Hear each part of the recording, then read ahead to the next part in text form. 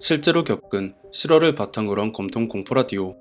오늘 들려드릴 이야기는 시청자 메롱머스크님이 보내주신 이야기로 지인과 강원도 원주에 여행을 가셨을 때 겪은 이야기라고 합니다. 과연 어떤 이야기일지 지금 바로 알아보도록 하겠습니다.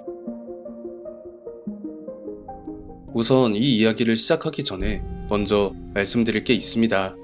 한참 10년 전쯤에 인터넷에 돌아다니던 괴담들 중에 강원도 천곡 리조트라는 괴담이 있었는데요. 아무래도 저와 지인이 귀신들에게 홀려 하룻밤을 묵었던 그 폐허와도 같은 건물의 잔해가 바로 그 천곡 리조트 같은 생각이 듭니다.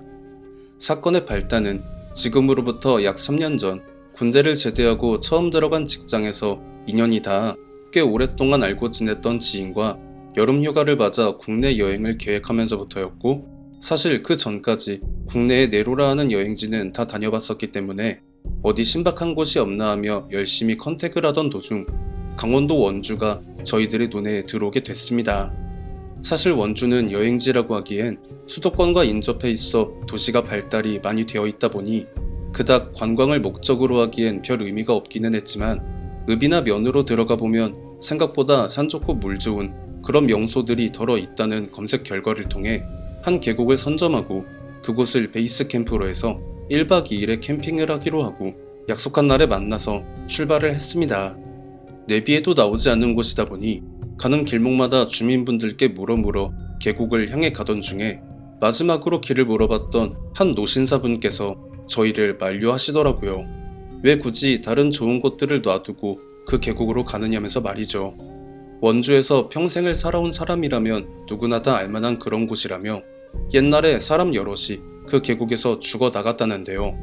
어차피 저희는 계곡물엔 들어가지 않을 생각이었으니 그 노신사분께 그런 걱정은 하덜 마시라고 말씀드리며 그 계곡에 도착했습니다. 확실히 그 계곡 부지는 사람들이 잘 찾지 않은 곳이 분명해 보였어요.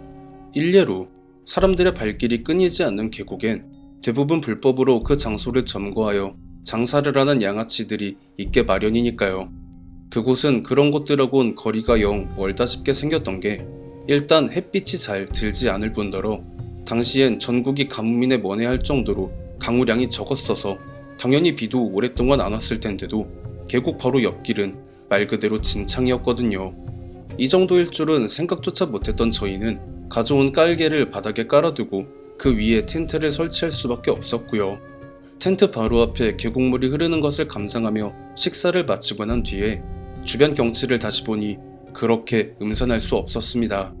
당장이라도 그 노신사분의 말씀처럼 계곡에서 귀신이 머리를 쏙 내밀고 저희를 노려볼 것 같은 불길함마저 들었으니까요. 저희는 그런 분위기를 타개해보기 위해 가져온 노트북으로 웹 예능을 보며 낮술을 즐겼고, 그렇게 시간이 흘러 저녁이 찾아왔죠. 햇볕이 거의 들지를 않다 보니 오후 4시쯤부터는 그냥 완전히 늦저녁처럼 어둑어둑한 게 낮에 느낀 그 음산함이 배로 느껴지면서 저희는 괜히 여기로 왔나 하며 슬슬 후회가 몰려왔는데요. 여기에 쐐기를 박아 넣는 그런 일이 벌어지고 말았습니다.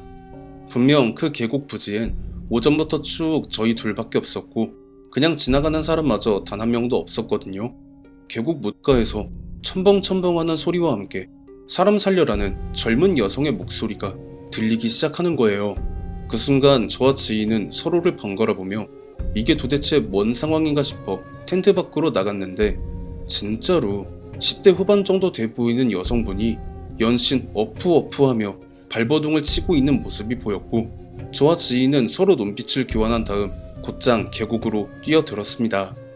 그런데요, 분명 저희가 계곡에 뛰어들기 전까지만 해도 살려달라고 애원하며 발버둥을 치던 그 여자가 언제 그랬냐는 듯 행동을 멈추고는 그 계곡의 한가운데 우뚝 서서 양 어깨를 들썩이며 기분 나쁘게 웃기 시작하길래, 여기서 곧장 뭔가 잘못되었음을 느낀 저희 둘은 곧장 계곡물 밖으로 나가기 위해 전속력으로 내달렸고, 사실상 아무런 방해 공작도 받지 않고 뭇가로 올라온 저희들의 눈엔 아직도 그게 진짜로 우리들 눈으로 본 게 맞냐며 시겁했던 그 장면이 보였습니다.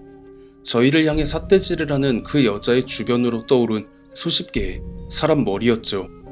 한 가지 의아했던 건 그 귀신들은 저희를 잡으러 물가 밖으로 나온다거나 나오려는 시도 자체를 하지 않았다는 것이었습니다. 엄청나게 무섭긴 했는데 정작 저들이 모션을 취하지 않으니까 텐트와 가져온 장비들을 급하게 챙겨서 트렁크에 싣고 있는 와중에 또다시 첨벙첨벙하는 물이 튕기는 소리가 들리길래 곧장 뒤를 돌아보니 그 여자 귀신이 거의 반쯤 물가 밖으로 나와 있더라고요. 저희는 혼비백산해서 트렁크의 문을 제대로 닫지도 못하고 급하게 차에 올라서 그곳을 빠져나올 수밖에 없었습니다. 이게 워낙 정신없이 출발을 했다 보니 어느 정도 정신을 차렸을 땐 내비도 켜지 않은 상태로 여기가 대관절 어디인가 하며 미아신세가 되어 있었죠. 일단 시간인 만큼 민박집이라도 찾아야 한다며 정처 없이 떠돌던 중에 제 눈에 어떤 숙박업 건물 2동이 들어왔습니다. 전형적인 모텔 건물 같이 생겼는데 간판의 앞엔 글자들이 떨어져 나가고 남아있는 리조트 이 3글자만 덩그러니 달려 있더라고요. 그마저도 거의 헐거워져서 떨어지기 직전에 아슬아슬한 모습이었는데요. 물불가릴 처지가 아니었던 당시 상황에선 다른 선택지가 없었고 주차장에 차를 세워두고 2동 중에 어느 곳으로 들어갈까 하다가 왼쪽에 있는 건물로 들어갔고 카운터엔 모텔 주인이 아닌 거의 미취학으로 보이는 어린 여자아이가 입에 사탕을 물고 저희를 힐끔 쳐다보며 방 열쇠를 내어주더라고요. 이런 늦은 시간에 딸내미만 놔두고 다 어디 간 건가? 주인장이 생각보다 무책임한 사람 같네 하며 아이가 내어준 방으로 들어갔고 미처 씻을 생각조차 못한 채 서로 용변만 본 후 침대에 누워서 잠에 들었습니다. 그리고 아침에 눈을 뜬 저희는 도저히 믿을 수 없는 광경에 할 말을 잃고 말았죠. 분명히 전날 밤에 객실에 들어왔을 땐 내부 인테리어도 깔끔하고 모텔 특유의 곰팡내 같은 게 전혀 나지 않을 정도로 관리를 잘하는구나 했는데요. 그날 아침에 저희들의 눈에 들어온 방 내부는 말 그대로 폐허 그 자체였고 창문이 있던 자리는 폭격이라도 맞은 듯 다 박살나서 뻥 뚫려 있었고 침대라고 생각하고 누운 그 이부자리는 뼈대만 앙상하게 남아있는 침대에 이불도 거의 다 썩어 문드러진 것들이었습니다. 계곡에서 1차로 데이고 모텔에서 2차로 데인 저희들의 멘탈은 완전히 가루가 되어버렸고 눈앞에 보이는 현실에 넋을 놓고 한동안 가만히 있다가 다시금 정신을 차리고 힘없이 건물 밖으로 나온 저희들은 거의 박살나기 직전의 건물 상태를 보며 어디서부터 잘못된 걸까라며 한숨을 쉬었죠. 결국 여름 휴가를 대차게 말아먹은 저희는 한동안 여행을 갈 엄두도 내지 못했고 그렇게 활기차고 활발했던 저희는 결국 집돌이가 되어버리고 말았습니다. 그리고 이 모텔에서 겪은 일을 되짚어보니 거의 10년 전쯤에 인터넷을 통해 봤던 어떤 괴담이 떠올라 검색을 해봤는데요. 그 리조트의 위치는 나와 있지 않았기에 대략적으로 그때 우리가 갔던 그곳이 그 천국 리조트가 아닐까라는 생각이 드는 건 아주 지극히 당연한 것이 아니었을까 그렇게 생각합니다. 여행이라는 게 생각만 해도 들뜨고 기분이 좋아지는 것이긴 하나 상황과 여건에 따라 지옥이 되어버릴 수 있기도 하죠. 하지만 평범한 사람이 평생을 살며 한 번 겪어보기도 힘든 일을 2번이나 겪으셨으니 좋은 경험에 따 셈치는 건 어떨까요? 시청해주신 모든 분들 감사드리며 구독, 좋아요, 알림 설정 부탁드립니다.